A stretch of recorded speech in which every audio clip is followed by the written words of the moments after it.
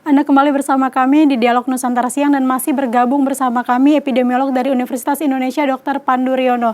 Pak Pandu, kita tadi sebelumnya di awal membahas mengenai kita berharap vaksin merah putih ini dapat mengungguli vaksin yang ada seperti AstraZeneca ataupun juga Sinovac yang saat ini sudah digunakan di Indonesia untuk proses vaksinasi. Namun yang tak kalah penting, apa yang kemudian perlu dilakukan oleh pemerintah untuk menyelesaikan pandemi ini, Pak? Kalau menurut Anda seperti apa? Oke, jadi sekarang kita sudah memasuki fase vaksinasi. Dan vaksinasi sudah pada hampir 90% lebih Iya.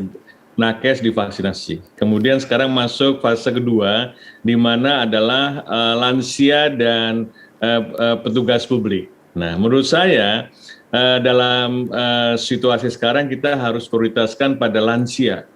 Jadi 60 tahun ke atas kita harus prioritaskan, kira-kira ada di Indonesia ini ada sekitar 21 juta ya. Untuk kenapa harus prioritas lansia? Karena kelompok ini yang paling terdampak akibat pandemi.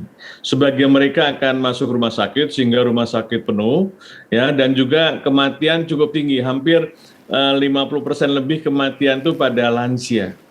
Jadi kalau kita bisa secara tuntas dalam waktu sebulan 2 bulan ini memvaksinasi semua lansia di Indonesia atau di kota-kota besar yang di mana pandeminya sangat tinggi, maka kita akan bisa mempunyai daya ungkit tinggi dalam mengatasi pandemi, yaitu angka hospitalisasi yang masuk rumah sakit karena COVID itu akan menurun dan juga kematian menurun. Ini akan memberikan efek psikologis besar pada bangsa ini.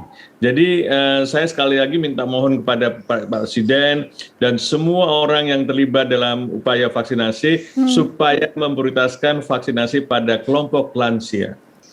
Baik Pak, kalau dilihat dari berbicara mengenai vaksinasi, tingkat keberhasilan dari vaksinasi ini menurut Anda seperti apa Pak? Ya, keberhasilannya kan mereka mampu, ternyata vaksinasi ini di banyak negara sudah terlihat hasilnya. Di mana angka kematian menurun, angka hospitalisasi menurun.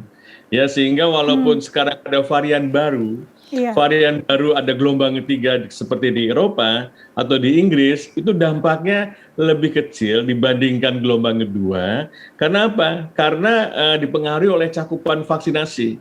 Jadi cakupan vaksinasi pada kelompok yang sangat berisiko itu penting, sehingga dengan demikian kita akan bisa terus melaksanakan vaksinasi supaya semua penduduk bisa divaksinasi, tetapi beban daripada pandemi ini kita sudah agak ringan karena yang meninggal sedikit, yang masuk rumah sakit sedikit. Dengan demikian maka pemulihan ekonomi bisa berjalan dengan lebih leluasa dibandingkan kalau masih banyak kematian atau masih banyak yang harus masuk rumah sakit.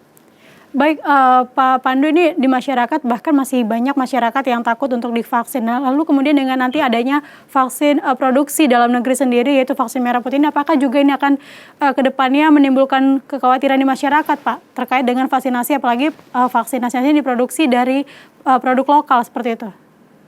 Iya, itu memang bukan tidak mau divaksinasi ya, tapi keraguan itu umum, ya kan. Nah, untungnya itu masyarakat itu kalau sudah banyak yang divaksinasi, yang tadinya ragu itu berubah pikiran jadi mau divaksinasi. Sehingga menurut saya perlu sekali tokoh-tokoh masyarakat itu divaksinasi dan juga kemudian menyebarkan berita atau menyebarkan foto ketika divaksinasi ke sosial media, sehingga semua tahu bahwa oh ternyata Bapak ini sudah divaksinasi, oh ini sudah divaksinasi, tidak ada apa-apa, dan kemudian itu membuat memotivasi sebagian masyarakat yang masih ragu untuk tergerak mau divaksinasi segera, menghilangkan keraguan yang tadinya cukup tinggi di masyarakat. Lalu Pak, apa yang perlu dilakukan oleh pemerintah untuk meyakinkan masyarakat terhadap keraguan vaksinasi, terhadap keraguan vaksin, terutama vaksin produksi dalam negeri, yaitu vaksin merah putih ini nantinya, ketika saat ini masih dalam proses pengembangan? Iya, yang penting keterbukaan. Yang penting keterbukaan. Setiap proses pengembangan itu harus dilaporkan ke masyarakat. Jangan ada yang disembunyikan. Kalau masyarakat menerima informasi yang jelas dan akurat, maka masyarakat akhirnya sadar bahwa sebenarnya negara kita itu mampu untuk mengembangkan teknologi dan semua juga dikerjakan dengan kaidah-kaidah pengetahuan atau kaidah-kaidah sains yang betul-betul dijaga ketat. Karena Badan POM sebagai badan yang sangat independen itu janganlah diintervensi oleh politik. Biarkan mereka melakukan tugasnya, sehingga kalau diintervensi oleh politik, itu masyarakat akan ragu. Jadi menurut saya politikus janganlah ikut campur urusan sains ya, karena sains itu membutuhkan independensi. Kalau demikian itu dilakukan, saya percaya semua masyarakat akan tidak ada keraguan dan percaya terhadap produk karya anak bangsa. Baik, disinggung tadi mengenai intervensi Pak Pandu, ini beberapa kalangan menilai bahwa pengembangan obat atau vaksin tidak boleh diintervensi. Pertanyaannya, apakah untuk vaksin merah putih nanti ini ada kemungkinan diintervensi, Pak? Kalau diintervensi bukan intervensi proses ya, atau intervensi penilaian, tapi dibantu dalam pendanaan, dibantu dalam masalah kalau ada hambatan di bidang masalah penelitiannya gitu kan, dan ini manajemen datanya itu perlu dibantu ya kan. Jadi intervensinya merupakan intervensi yang non saintifik, tapi intervensi di mana riset-riset ini kan perlu kerjasama dengan semua pihak. Ya, yang diintervensi adalah pada waktu pengambilan keputusan. Apakah uji fase klinis 1 kalau memang tidak memungkinkan masuk ke uji klinis fase 2, ya jangan dianggap karena ini karya anak bangsa harus dimudahkan. Nah, kalau sudah begitu prosesnya, maka banyak orang akan ragu terhadap karya anak bangsa karena ternyata dipengaruhi atau diintervensi oleh politik. Ya, sains kalau diintervensi politik biasanya menjadi sulit dipercaya oleh masyarakat. Jadi janganlah melakukan intervensi pada lembaga-lembaga seperti Badan POM atau Bio Farma yang memang secara independen mengembangkan sains dengan baik. Baik Pak Pandu, ini kita sudah masyarakat Indonesia dan juga beberapa sudah mendapatkan vaksinasi seperti itu Pak.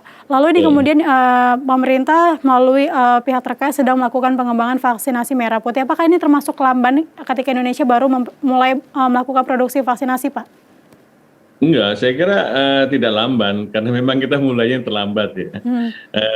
Dan kita juga walaupun mulai terlambat, kita tidak membiarkan kita tergantung dengan produk lain karena ini pandemi ini panjang ya kan. Saya kira sampai nanti kita mempunyai vaksin itu pandemi itu belum selesai, belum seluruh rakyat Indonesia divaksinasi, dan mungkin vaksin yang sekarang dikembangkan yang sudah ada sudah tidak mampu lagi mengatasi penyakit COVID-19 yang variannya sudah berubah.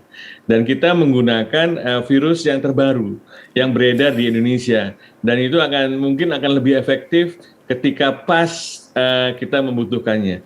Jadi janganlah kita berputus asa atau terlambat dan sebagainya, janganlah. Kita mempunyai banyak kesempatan karena untuk memvaksinasi 100% penduduk Indonesia itu cukup lama ya, tidak mungkin setahun selesai atau 2 tahun selesai, mungkin sampai 3-4 tahun. Ini berarti langkah yang tepat yang dilakukan oleh Indonesia ya Pak, dengan melakukan tindakan membuat vaksin produk sendiri Pak. Betul sekali, ini langkah yang tepat dan bukan langkah yang terlambat. Mungkin ini langkah yang menjadi nanti vaksin merah putih yang akan betul-betul membebaskan Indonesia dari pandemi ini. Baik Pak Pandu, ini menurut juru bicara Kementerian Kesehatan untuk penanganan COVID-19 dengan intensitas pengembangan seperti saat ini, vaksin merah putih bisa mulai digunakan ditargetkan ini diharapkan bisa digunakan pada awal tahun 2022. Apa yang kemudian harus dilakukan pemerintah agar vaksin merah putih ini dapat segera masuk tahap uji klinis Pak? Ya, memang nggak bisa dipercepat ya. Jadi pembuatan bibit saja juga masih mundur nih. Seharusnya kan Februari targetnya. Tetapi sampai sekarang belum. Kita harapkan mungkin April lah atau Mei paling telat sudah ada bibitnya. Nah ini menurut saya diserahkan langsung ke Bio Farma supaya dilakukan uji praklinis pada hewan. Dan pada uji klinis hewan mungkin bisa lebih cepat, dan kemudian kita sambil menyiapkan uji klinis pertama pada manusia. Dan menurut saya dengan persiapan yang overlapping seperti itu, maka harapannya sih di tahun 2022 ini sudah ada produknya, ya kan. Jadi mundur sedikit tidak apa-apa, tapi karena juga pandemi ini masih panjang, masih lama, dan virusnya juga berubah terus, sehingga kita bisa mendapatkan virus yang paling akhir dan mungkin yang bisa kita atasi dengan vaksin yang kita buat, bukan vaksin yang diimpor dari negara lain, karena vaksin yang diimpor dari negara lain sudah tidak mampu lagi mengatasi varian baru. Baik Pak Pandu, ini sebagai terakhir closing statement terkait dengan ke depan apa harapannya dari adanya pengembangan vaksin COVID-19 vaksin merah putih ini, Pak? Ya, jadi kalau menurut saya ini harus diteruskan. Walaupun kita sudah mempunyai banyak vaksin dan kita sudah melakukan vaksinasi, karena kalau kita punya pengalaman membuat vaksin secara mandiri, maka kita mempunyai kepercayaan nasional bahwa kita mampu mengembangkan vaksin bukan hanya COVID-19, tapi juga penyakit-penyakit lain, dan juga nanti pandemi yang akan datang kita juga lebih siap dibandingkan yang sekarang. Baik, terima kasih Pak Pandu untuk informasinya. Terima kasih sudah bergabung bersama kita di Nusantara Siang dan selamat melanjutkan tugas kembali, Pak. Terima kasih. Selamat siang, Mbak Lydia.